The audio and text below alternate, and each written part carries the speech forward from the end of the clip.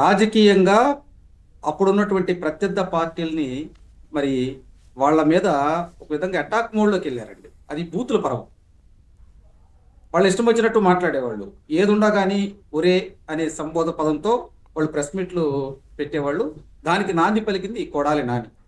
అతను అమ్మ భాష ఏ రోజు వాడలేదండి. తల్లి భాష ఏ రోజు వాడల.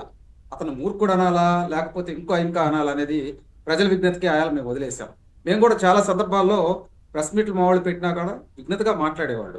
కానీ ఈ కొడాలి నాని ఇంకా కొంతమంది ఉన్నారు, వాళ్ళు ప్రతిపక్ష నాయకుల్ని వ్యక్తిత్వ హననం చేసేటట్టు మాట్లాడారు.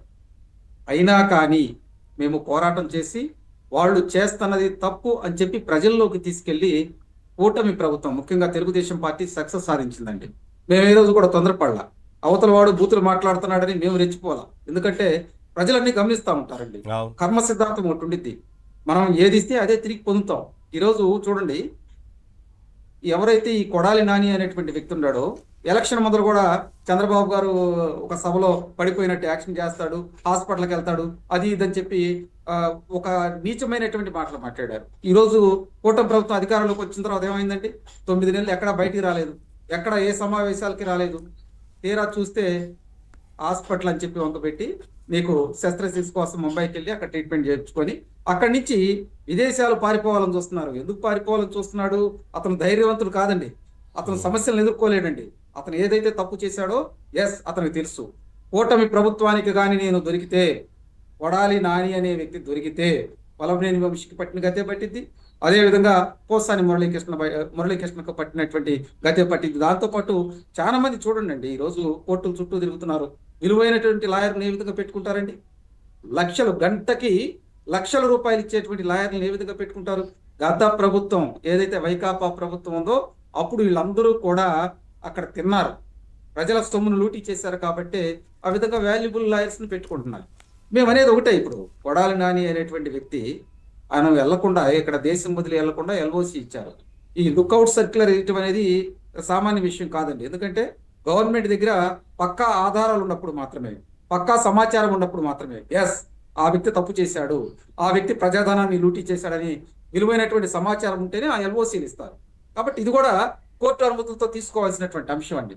మేమేమంటామంటే, ఇప్పుడు కొడాలి నాని అనేటువంటి వ్యక్తి అంటే ఇంకా పారిపోతే ఆ తర్వాత ఎలక్షన్ వరకు వచ్చే అవకాశం ఉండదేమని అనుకుంటున్నారా? ఎందుకంటే ఇంకా 4 ఏళ్ళు ఉంది కాబట్టి అప్పటి వరకు ఏదో ఒక ఈ కేసులన్నీ ఉన్న నేపథ్యంలో ఖచ్చితంగా జైలుకు వెళ్లాల్సి వస్తుందని అనుకున్నారనుకోవచ్చా? నవీన్ 2029 నాటికి వాళ్ళు పోటీ చేయడానికి వాళ్ళు సిద్ధంగా ఉంటారని మీరు అందరూ భావిస్తున్నారా? 2028 నాటికే వైఎస్ఆర్సీపీ పార్టీ అనేది కనుమరుగైపోతుంది, రాసి పెట్టుకోండి. నవీన్ గారు, ఈ కొడాలి నాని ఒక రోజు వల్లభనేని వంశీని చూడటానికి వచ్చినప్పుడు ఒక విలేకరు అడిగిన సమాధానానికి ఆయన ఏమన్నాడంటే, ఏందండి మీరు బయటికి రావట్లేదు, ఎక్కడా కనపడతలేదంటే, ఏమమ్మా నీ ఉద్యోగం చేసేస్తే నువ్వు వస్తావా అని అన్నారు. అంటే ఏంటి? ఒక ప్రజాప్రతినిధి అయి ఉండి నా పదవి పోయింది కాబట్టి అందుకు నేను బయటికి రావట్లేదని బహిర్గతంగా చెప్పాడు విసిగ్గుగా.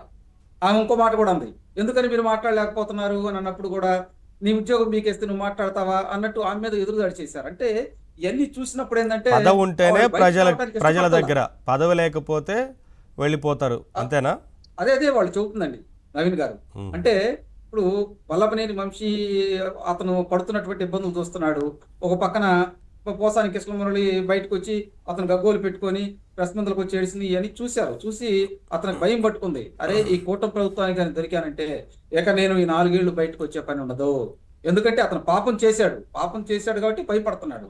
కాబట్టి ఇవాళ ఎల్ఓసీలు ఇచ్చారు. దీంతో పాటు ప్రధానంగా ఏంటంటే, ఈ కొడాలి నాని అనేటువంటి వ్యక్తి అతని పదజాలమే కాదండి, గుడివాడ చుట్టుపక్కల ప్రాంతాల్లో మైనింగ్ కావచ్చు, లిక్కర్ విషయంలో కావచ్చు, అదేవిధంగా ప్రతిపక్ష పార్టీల ఆఫీసుల మీద దాడి చేయడంలో కావచ్చు, అతను క్రియాశీలకమైనటువంటి పాత్ర పోషించాడు.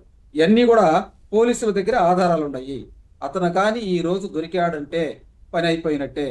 అతను లాయర్లు చెప్పారు, ఏం లేదండి నువ్వు వెడిదిరిగి నీకు అనారోగ్య కారణం ఉంది కాబట్టి దాన్ని వంకు పట్టుకొని అమెరికా వెళ్తున్నాను, ఎక్కడికి వెళ్తున్నాను అని చెప్పి ఏదో ఒకటి ఇక్కడి నుంచి తప్పించుకుంటాను నువ్వు ట్రై చేయమని చెప్పారు.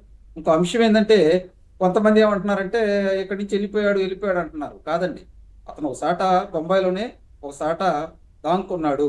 ఖచ్చితంగా ఇవాళ రేపు పోలీసులు తీసుకొస్తారు, న్యాయస్థానంలో నిలబెడతారు. అరెస్ట్ కాబోతున్నారు అన్న ఒక సమాచారం వారికి ఉంది కాబట్టి ఏ క్షణాన్నైనా దేశం విడిచి వెళ్లేందుకు అవకాశం ఉందని భావించిన పోలీసులు నోటీసులు ఇచ్చారనేది క్లియర్గా అర్థమవుతా ఉంది. దీంట్లో నవీన్ గారు ప్రధానంగా ఏంటంటే ఒకటండి, లిక్కర్ కేసుకు సంబంధించి జాయింట్ కలెక్టరు అదేవిధంగా ఇతనితో పాటు కొంత అనుమాయులు ఆ కేసులో ఉన్నారు. 41A నోటీసులు ఇస్తే దానికి రిప్లై ఇవ్వాల.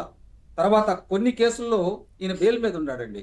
ఏదైతే విశాఖపట్నంలో ఒక లా స్టూడెంట్ కేసు పెట్టింది, ఆ అమ్మాయి అంజనీ ప్రియ అనేటువంటి స్టూడెంట్ అసలు అసభ్యమైనటువంటి పదజాలంతో ఈ విధంగా రెచ్చిపోయి బూతులు తిడుతున్నారు.